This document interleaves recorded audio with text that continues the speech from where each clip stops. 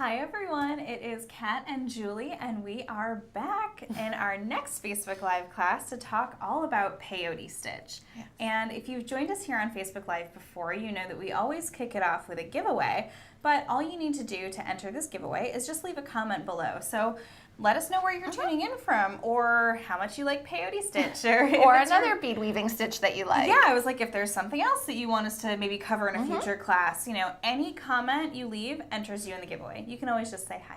Yep. So this is our giveaway for this first class here. So, or for our peyote class here. So, of course, we wanted to make sure that we gave you guys one of our beautiful Beadaholique kits. And this is going to come with the pattern, the beads, the thread, the needles, the clasp, everything to complete it. And actually, here is the completed piece. It's just so shiny and so shimmery. And I picked out the Honeycomb one. I thought it was just very nice and appealing, and you know, kind of you know, it goes into fall. I think this was one of our summer patterns, but I actually really like it because the gold is just so gorgeous. It is. It's very wearable, and it's just a really attractive piece. So that's one part of the giveaway. That's one part of the giveaway. You're also going to get some crystal and some smoke fire line, and this is what we're going to kind of cover in our class here, that this is what we generally use the most. We're going to give you some of our beautiful new clasps, and we're going to talk about that as well. And then this is kind of a neat little tool. These are the Peyote Quick Start cards, and we have a video showing you how to use these, but I'm going to talk briefly about that later on in the class.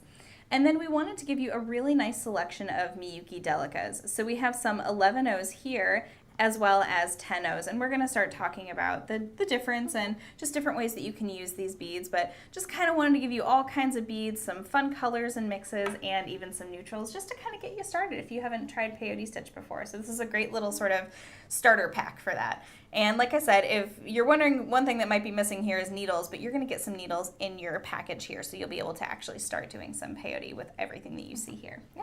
And as Kat just said, this is a great starter kit, and peyote is a really great starter stitch. So if you've been wanting to get into bead weaving, and for whatever reason you just, you know, put it off, or you thought, oh, that's going to be too hard, you know, whatever it may be, peyote is really that great stitch that you can do a lot of different things with it. We have some samples down here, and we're going to talk more about these, but you can see the wide variety of things you can do just with peyote stitch. This, of course, is a little bit more complicated up here, but some of these, this is just peyote right here. This beautiful ring is just zipped up. So a lot you can do, and this is a really great way to get into bead weaving, or if you're experienced, you can go on to some of these more advanced projects. So I'm going to start off by showing you how to do an even count peyote stitch. So I want to really start off right away with that. It's quite simple to do, and it's really fun, and you can make a lot of different designs with it.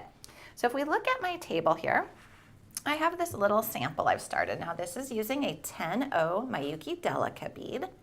And I've been able to create these nice even stripes just by the placement of my beads. And we're going to talk a little bit more about creating patterns in a little bit in the class, but I really want to start off by showing how to do this. So I have my thread already beaded, and because I'm using a smoke fire line, I'm going to bead on the table here. It might be a little bit easier to see. So to start off with, I need to add a stopper bead, and it's really simple to do. I snagged one of Kat's beads from her table because I just wanted one that was a different color. I'm going to place it onto my thread, pull it down, and I don't want to pull it down all the way. I want to leave a tail that's going to be long enough to rethread a needle onto at the end of the day here when I need to tie off my thread. So a good 8-10 inches. And so I'm just going to go back through that stopper bead in the opposite direction. So I make a nice little loop. And this is easy to adjust, and that's the key, is you want to be able to pull it off. So you see, I can just slide that stopper bead wherever I want it to be. Now I am going to be doing even count, so I'm going to need an even number of beads. So I'm going to recreate this little one right here. So I'm going to do 3 of my gold, 6 of my blue, and 3 more gold. That gives me a count of 12 columns. So here we go. Just slide those down so they rest against your stopper bead. And now what we're going to do, I'm going to pick up 1 more gold, and I'm going to skip the first bead, but I'm going to go back through the second bead. And I'm going to pull it down. And now what I'm going to do is I'm going to make sure these are all nice and tight up against that stopper bead. So you kind of want to have to fiddle with the first row a little bit, but you see how those just stacked on top of each other? So now I'm going to pick up another gold and skip over a bead and go through the next one. And we do have full YouTube videos on all of these if you want to go back and watch those in a little bit more detail and a little slower perhaps. And now I'm going to pick up a blue. Now if you had a chart, you could be following a pattern. This is a really easy stripe design. So I know that a blue bead is going to go on top of a blue bead, a gold is going to go on top of a gold bead. There we go, get my tail out of the way. And you see how those are really creating like almost a zigzag pattern? And it's just coming together really quickly. I'm going to pull a couple of these beads over so my hand doesn't have to keep crossing in front of the camera here. Okay, so now I'm going to do a blue bead.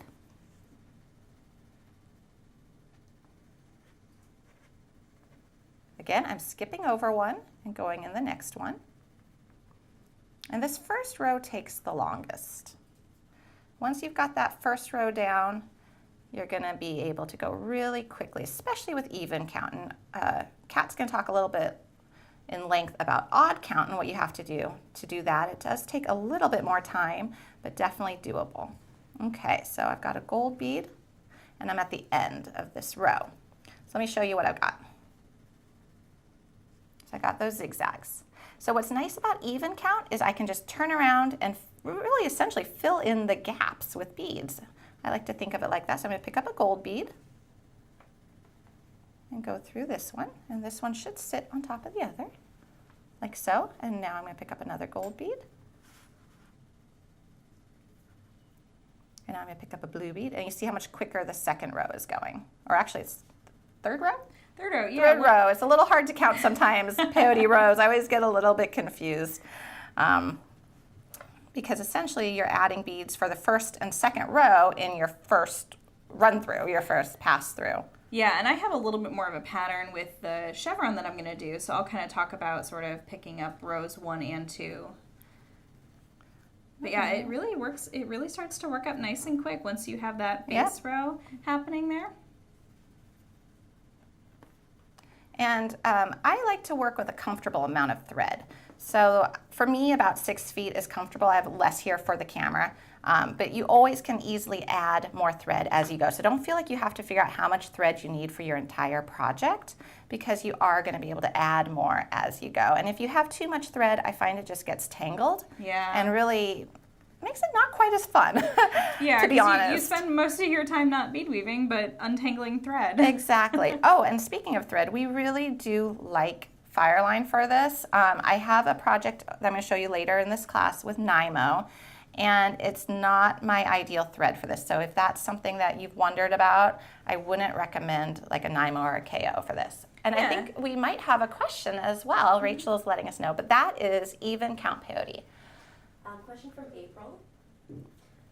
Any tips on how to keep the tension even so the piece doesn't bunch up or sag?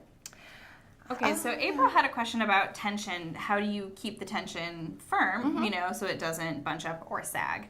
I think that's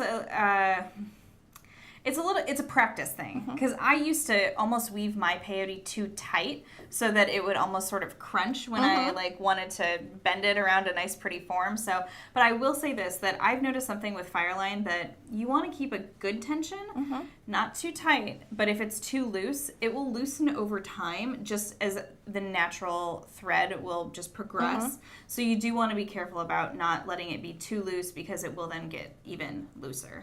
And I have just a little tip that I actually encountered this morning, because I was finishing up this piece here, which I'm going to show you later using some Nymo. And I started to have a bead. I'm going to see if I can recreate it. It had like this weird little I'm not going to be able to recreate it, unfortunately. But basically, it was doing that. And I'd gotten to the next row over, and it had this loose bead. And I was able to just kind of go tug at the ends, actually, to tighten it up and just kind of pull it in place. So I keep an eye on my beadwork as I'm going. Basically every row, I'm just kind of making sure it looks right as I'm actually beading, versus going 10 rows down and then be like, oh no, I've got this like sagging bead area. Yeah. So just kind of keep an eye on it and fiddle with it as you're going. This is really something that you'll get a feel for. After you do it several times, you'll be like, oh, that feels good. That feels right. And as you're tugging on the thread, it's going to kind of make sense to you. And then we have another question from Rachel is asking. From Gita. Okay. Do you wax the fire line first? So Gita, I hope I pronounced that right, asked if we waxed the fire line first. And we don't. At least I don't. No. I do wax Nymo first, and I have some little wax right here.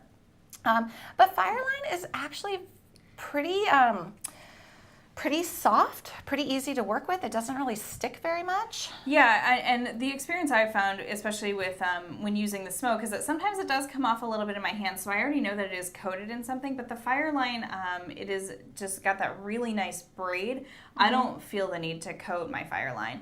I will say that when I'm doing loom work, I'll coat the Nymo or something like that, just because you're passing through a lot of the beads. And Miyukis, because they are cylindrical, they can be a little sharp on the edges, but I've never had an issue on my beadwork of the thread cutting, because they are cylindrical, but they do have nice little rounded edges. And if you do come across a bead that has a sharper edge, you might experience some issues with that.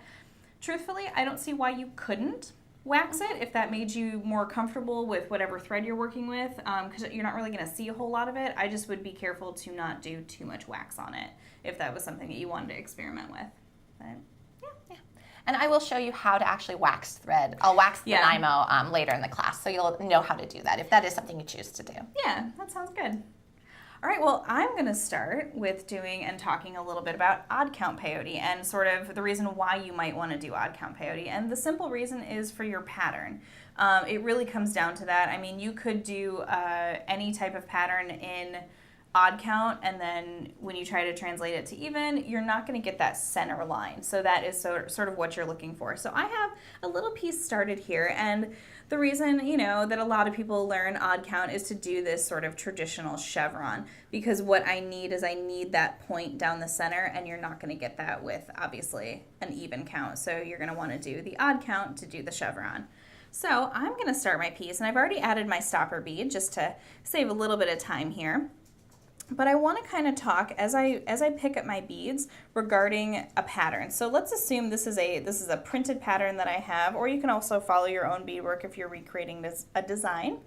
But you're going to pick up the first and second row. So you can kind of see that this first row of all of these up beads, that is what I mean when I say first row, and the second row is these ones sort of that sit in between that aren't attached to anything at the top there. So in order for me to pick up to start, I'm going to pick up this one, this one, this one, this one, and so forth. So it's going to be 2 of these gunmetal, 2 of the turquoise, 2 of the blue, actually 3 of the blue there, and then 2. Yeah, I'm going to stop you just real quick. I think you've got 1 turquoise on there. I do Before have you one go turquoise. too far. Thank you, girl. She's looking out for me. Let's see. So, and I was about to double check when I got to the end. Oh, I'm sorry. No, but but you know what? And that's where it's like I've done that before, and it's just like you have to be really careful especially when you're starting a pattern. Once you've gotten down the chevron, it becomes logical and easy. But thank you. Okay, so I have on here. So I have 2 of the gunmetal, 2 of the turquoise, 3 of the blue, and so I just need 2 more turquoise and 2 more gunmetal. So I'm going to add that to my needle here. All right, so there we go. So that is actually the first and second row of my beadwork. So I'm going to go ahead and slide that down all the way to my stopper bead. And now this first part is going to look really similar to what Julie was doing. So all I'm going to do now, let me kind of make sure it faces the right way there. All right, so I'm going to pick up one of my gunmetal beads, skipping over that first bead, going into the second, and I'm going to pull that down, and it's going to create that nice little T. And sometimes you have to kind of wiggle around your beads just a little bit. There we go. All right, everybody happy? Good. All right. And now you can see that I need to pick up another gunmetal bead. So I'm skipping over that turquoise, going into the next turquoise. All right, there we go. and picking up a turquoise. And I'm going to skip over that first blue, going to go into that second one. And you want to make sure that your bead work is not flipping around. It can easily twist, but you don't want that to happen here. All right, and then one at a time, guys. All right, so one more, skipping over that blue, going into that turquoise there. All right, and then I'm going to pick up a gunmetal. And now you can see that I have this sort of extra hanging bead. So where Julie had originally done hers and finished, she would have just turned right around and added that next one. But I have this extra bead because it is odd count. So here is one example of the turnaround that you're going to need to do. So I need a gunmetal bead for my pattern. Now I'm going to scooch my stopper bead out of the way just ever so slightly. All right, so what you're going to do now is you're going to start to work with these 5 beads. So the one on my needle here, this gunmetal, gunmetal, gunmetal, and turquoise, okay? So what I'm going to do is I'm going to go down through this one here, oops, without poking yourself with your needle. And what I need to do is I need to try to get him to sit on top there, just like so. But now I have to turn my thread around. So I'm going to go through both of these. Now you can go through 2 beads at once, or you can do one at a time, whichever is more comfortable for you. And now I need to turn around again, go down through this turquoise bead. And I promise you this does get easier the more rows of peyote you do, and the less you get your tail of your other piece caught in there. All right, there we go. And now I need to go through that center bead, through that bead there. And like I said, all it really is just a little crisscross, and then you want to come out your top bead, just like so. All right, and now I'm going to start and do another row. I'm just going to kind of cinch up my work a little bit. And this is where that sort of, you got to feel out your tension comes into place. All right, so now I'm just going to continue my pattern, because now I'm at the point where I need to turn around, and you'll see that the nice thing about the Miyuki Delicas is they kind of have this little satisfying little lock in place because of their shape. Now you can do peyote with round beads as well, and we'll kind of talk about that a little bit. You can even do peyote with some check glass beads, or what are some other beads that we can use here? I know we've used Toho rounds. We have Miyuki rounds as well. All right.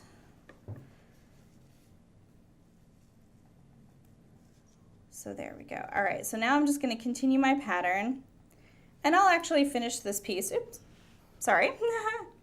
I'll actually finish this piece off camera, so it'll be a full project for you guys, so if you're curious about just how to do this simple pattern. All right, so what I want to do really quick is I want to get back to the other end to show you the difference. So in odd count peyote, you're going to do that even turnaround on one side and the odd turnaround on the other side. All right. So let me just get back there real quick.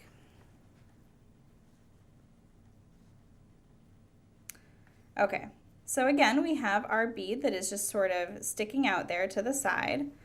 And I can't turn around because there's no place for me to turn around my thread. So what I'm going to do is I'm going to add my color bead, and I'm going to go down through, and I'm actually going to go up through all 3 of those beads there. And get him situated up top. There we go. And now you just go down through 1 bead, out through 2, and up and around through that one.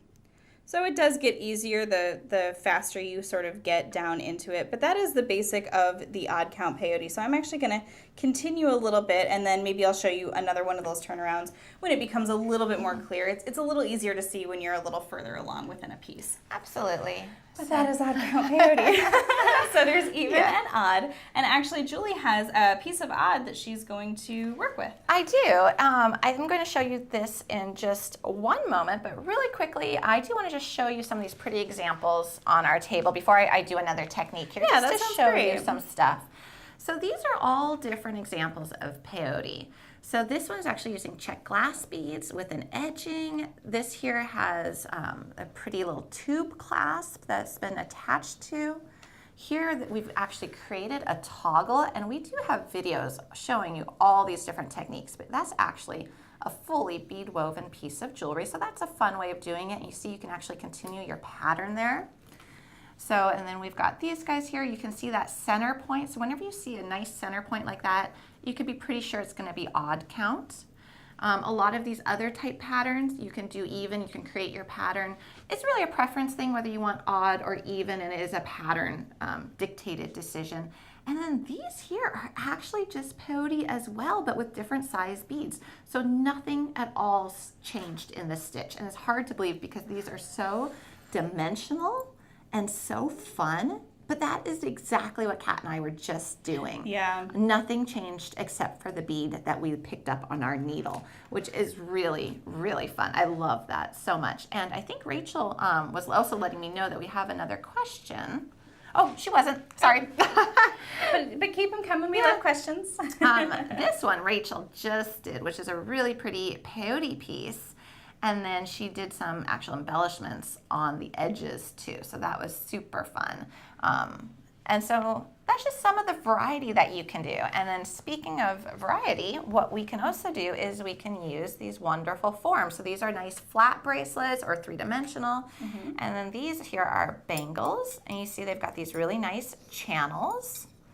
And this one has beadwork that's been put into it. So this beadwork was created separately and it was added later. And I'm going to show you how to do that with these little earrings. And these are by Nunn Design. And I have created an odd count piece of peyote and it's already finished.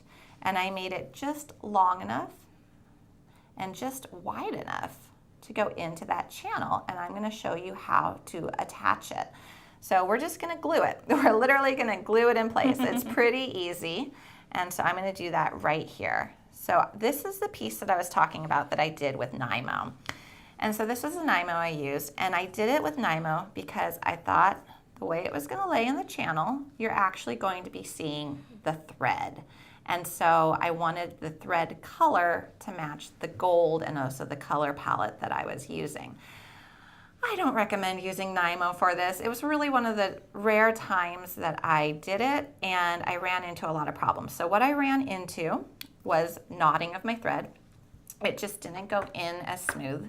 I also ended up piercing this thread. So if you look at the Nymo, one thing that's really quite different about it compared to like a Fireline is, I don't know if I'm gonna be able to do this on purpose. It happens on accident a lot. Okay, here you go. You see, you can actually pierce it and it starts to fray. That was frustrating. I would end up with some frayed little edges or it would knot or tangle. So it is possible. And I also promised I'd show you how to wax it. I'm going to do that real quick, but not ideal. And I really also was okay with the Nymo because I knew I was going to glue this into a setting versus worrying about it being strong enough for everyday use. So this is a well-loved thread conditioner. This is Thread Heaven. You can see it's quite messy on the inside. All you need to do, it's messy because we've used it a lot, is lay the thread down into it, put your finger over it, and pull it through it. And it's really just as simple as that. It coats it, and it does help to prevent fraying and knotting. And I love Nymo. I use it for my loom work all the time. It's great. But just with this beadwork, when you're doing multiple passes, and it's just a little bit more challenging. So I first figured out how many beads I needed, and I don't have these guys spilled out, but basically I just put them on my needle and set them in there. So if I was doing the 10-O's, which I think are going to be too big for this, I just put them on my needle and I set it down to see if they would fit. And I realized that 3 would fit nicely, allowing for that little bit of thread on the edge. So to secure this into place, I'm going to put a little bit of E6000 glue on my Post-it pad. And I'm just going to take a toothpick and I'm going to put it in the channel. And I want it to cover the whole channel, but I don't want so much that it's going to spill out and I'm going to end up seeing a lot of the glue. Oh, so remember, with any type of glue, it will seep through the, not the holes in the beads, but you know, the spaces between the beads where you have your threads. So you wouldn't want a big glob of glue to saturate your beadwork piece and then show on the front. Now, if you're using E6000, it does dry fairly quickly. So just keep in mind, you want to be doing this when you're ready to apply your piece, not necessarily ahead of time. Okay, so we've got our glue. I am just going to lay my beadwork into it, press it into place.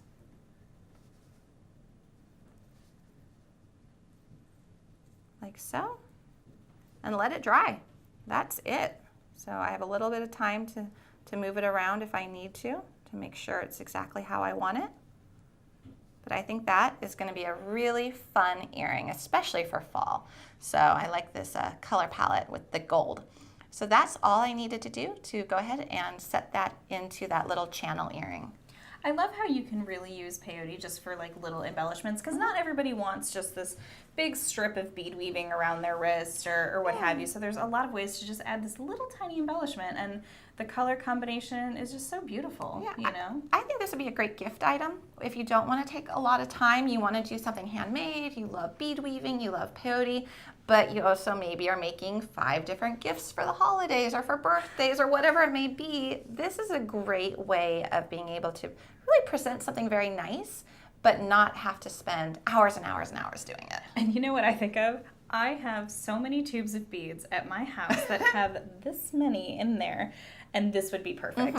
Like just to do just like a color mix or something of like, oh, all the blues I have left over, because I'm just looking at that and going, it doesn't really take that many beads, and you know, you get a lot per tube, and it's like, you know, but I have a lot of tubes that have just a few beads, and it's like, well, what am I going to do with them? Yep. That's a great idea. Yeah, or this little channel one too. Yeah. I mean, that's not going to take that many beads, and it's going to work up really, really quickly. And that's a really nice style, just right now with all the stacking bangles and stuff, just to have one really just kind of pretty striking bead woven. We see a lot of loom in there as well. Yeah. So, you know, I just like that style. It looks nice. It's a fun variation. And we do now have a question. 2 questions. 2 questions.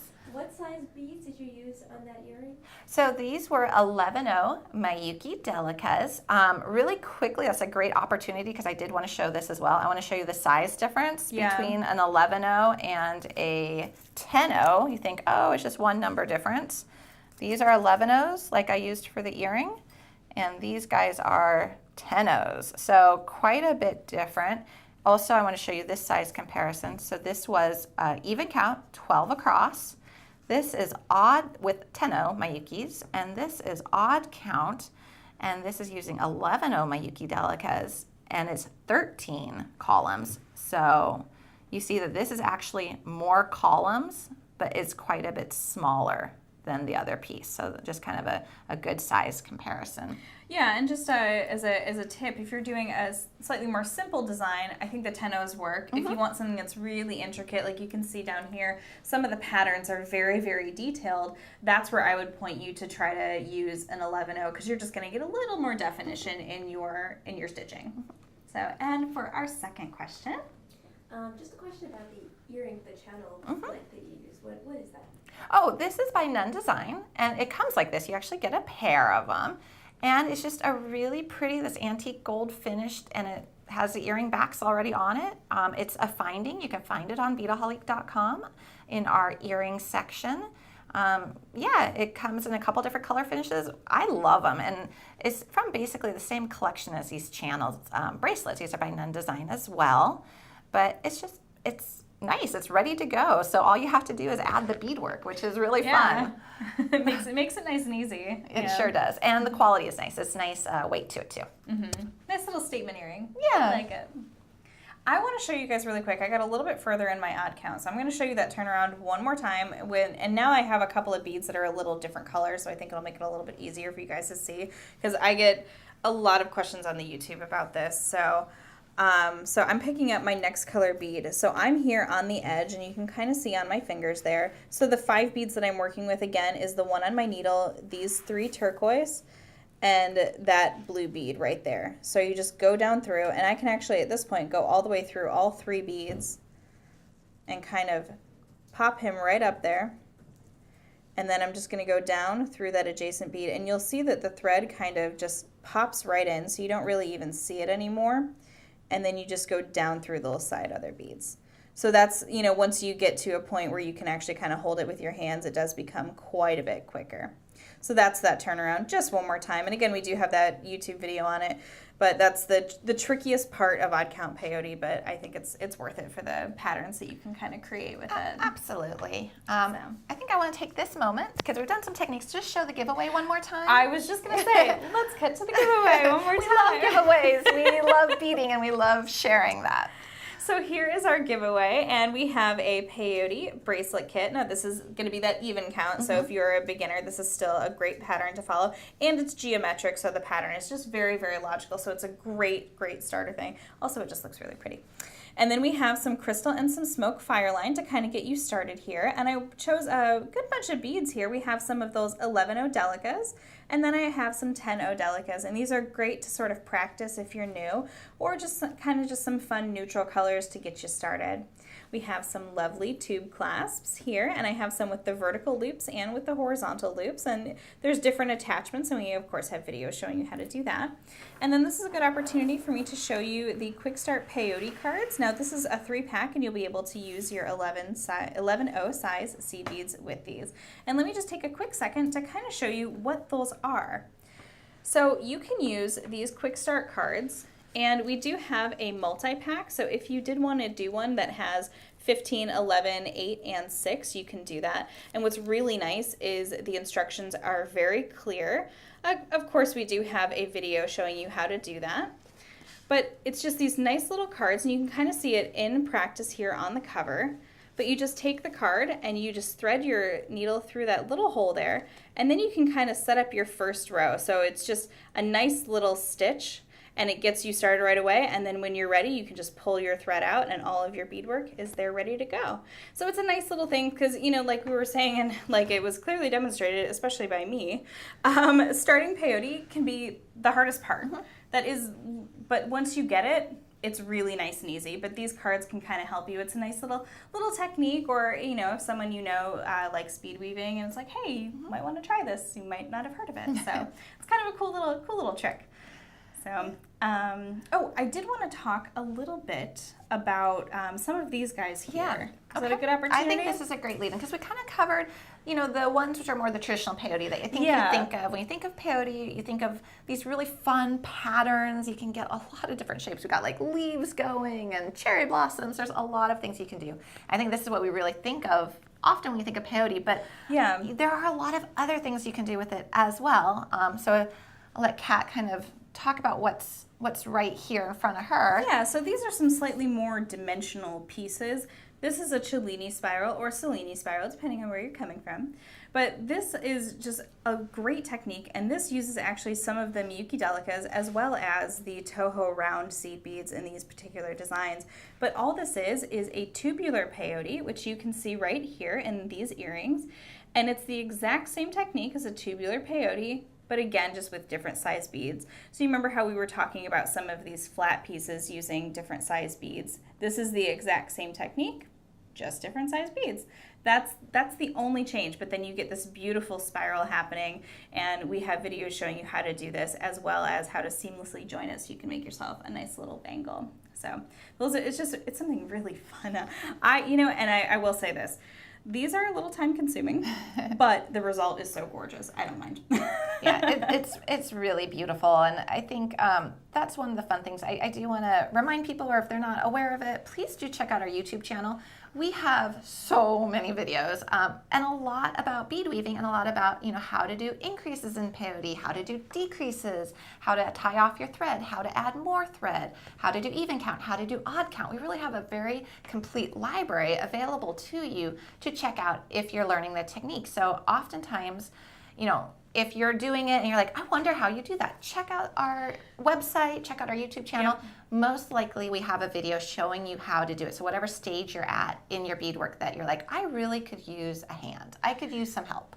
Yeah. We have it, and if we don't, tell us something you want. We love suggestions. And we do take them. A lot of do. our videos are like, oh, someone's asking, because I think we've been doing this for so long that sometimes we forget that it's like, oh, everybody comes in at a different level and, hasn't learned a certain technique or wants kind of a refresh on something, or, oh, how do you just add that one earring hook? I'm happy to do a video on that because it's, we really just want to show you guys all the possibilities. So if there's anything, send us a Facebook message or, shout us out on Instagram. I'm on there all the time, so I'm checking for us. So, just let us know because we're here to kind of help you guys. Yeah, and we love this. This is, and I hope that comes through. We really have a good time. We're always chatting and laughing and creating and being inspired. And we're inspired by you too. And we're inspired by your, comments and all that. And it's just great. And so we want to be there to help you and help you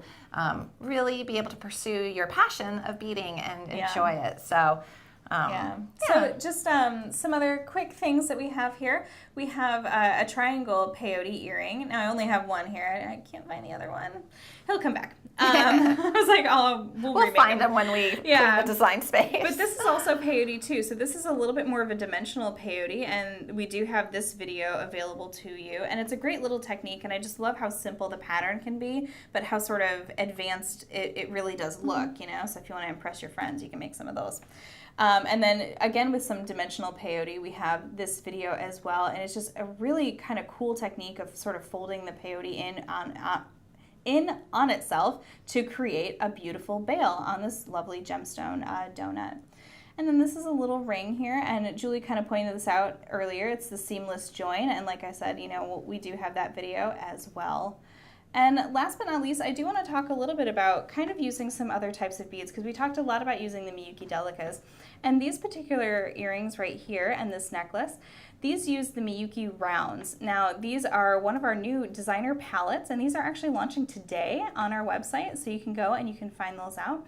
But this is just sort of a nice little way to, again, add that little focal or that tiny little embellishment, and you can see how few beads this really does take. So you can make multiples, you can make, definitely a pair of earrings, or if you're like me, raid your stash, find some new ones, just to kind of put together. So that's sort of what we got for the Miyuki rounds and our palettes, and like I said, those will be on Beadaholique.com today.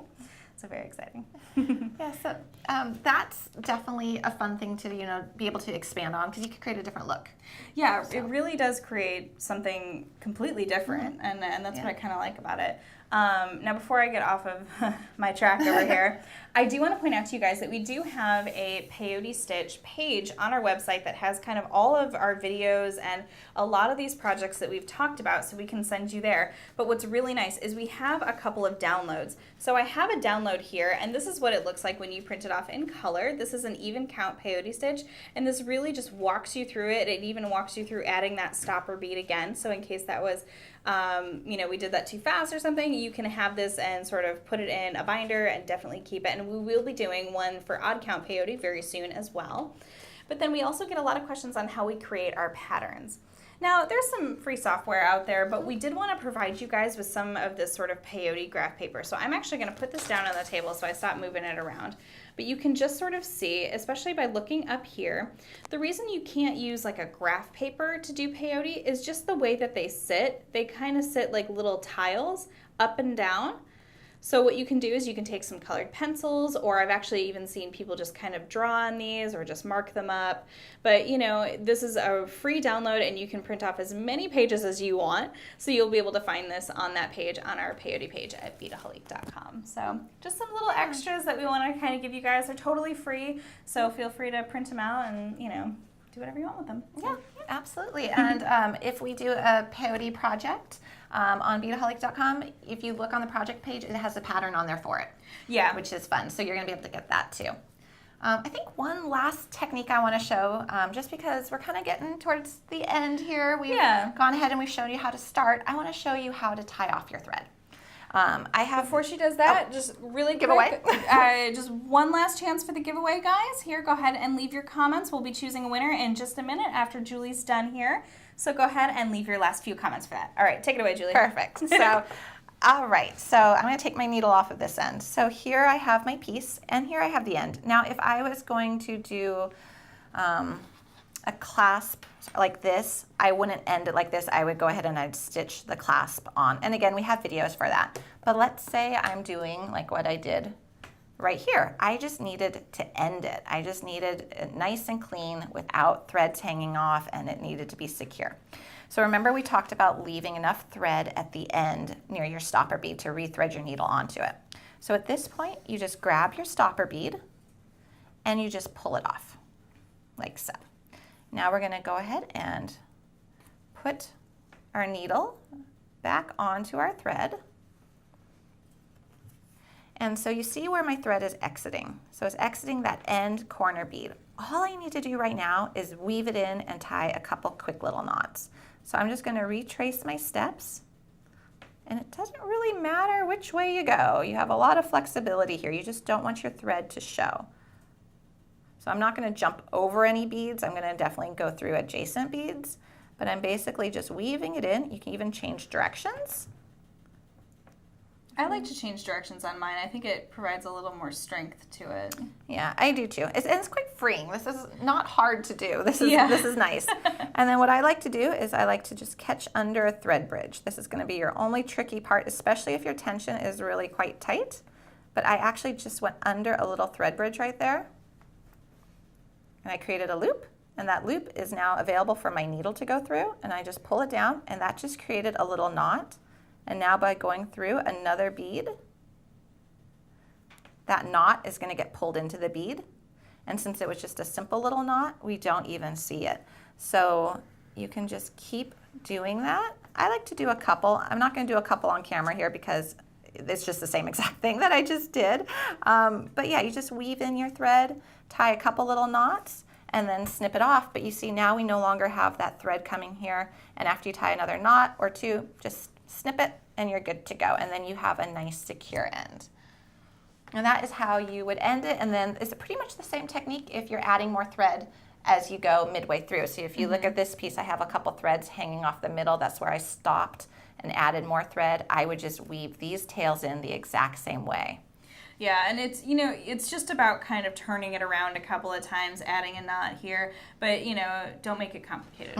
That should be, because you want to get back to the weaving, the fun part. Yeah. So it's a nice little clean technique, and then you don't have any tails or threads or anything like that. So I'm realizing that one thing I didn't think to bring out today, so I've been using my little snips here, but we also do have something, and they're thread burners or thread zaps, and those are really great because you can get really nice and close to your beadwork so that you don't even have any semblance of a tail. I know sometimes if you try to use scissors or something on the middle, you might have that little tiny tail sticking out, but the thread burners are really great, and it kind of seals up the end of the thread to keep it from pulling through and fraying, so it's actually just extra security when you're doing a lot of tie-offs, especially in something like this where the Cellini spiral where you are using a lot of thread. You know, you'll have enough to kind of tie off and make it nice and neat and tidy. We like our tidy beadwork here.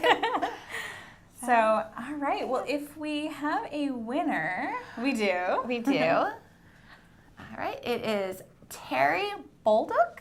I'm hoping I'm saying that right. My apologies if I'm not. Congratulations, you won the Peyote giveaway. And we will go ahead and we're going to send you a message, and we will get your address and we'll ship it off. Yeah. And that's great. And then really quick, I want to show you one little teaser for something. If you love doing bead weaving, these guys here are not peyote. They are a combination of a brick stitch and ladder stitch with some fun fringe. These are our new exclusive Beadaholique earring kits, and they are live today. And they move, and they are a lot of fun. They've got that great fringe. But this is really a great way of exploring a couple more stitches. So if maybe you're picking up peyote, you love it, you want to try something else, here you're going to learn brick stitch, as well as ladder stitch, as well as how to do a beaded fringe. And you can then start to combine different stitches. Once you've learned peyote and you've learned brick and you've learned fringe, you can combine them and create a whole host of different projects. Yeah, and this project actually is a strip of peyote, and then the embellishment on the side is a nice little brick stitch. So you can just kind of see how you can really combine those things. It's very cool. So lots of opportunity there. And I just love the color palette. I just want all of those earrings. It's just like, it's September 1st, it's Labor Day weekend, but I am ready for fall. Yeah, me too. I'm ready. I want some like, you know, pumpkin pie. I know, I was like, I just apple keep cider. looking at, like, you know, or pumpkin spice ones over there. And they're just so fun. So, but thank you so much, you guys, for joining us and commenting and being a part of this. We love doing what we do, and we love it because of you guys. Yeah. So congratulations to our giveaway winner. We'll be sending that out. But be sure to check back with us. We are doing a whole episode in October, the first Friday of October, and it's going to be spooky Halloween jewelry and fun things to wear for Halloween. So be sure to check back with us for that. But until then, I will see you next time, and thank you so much again. Yeah. Have a great weekend, everyone. Bye. Bye.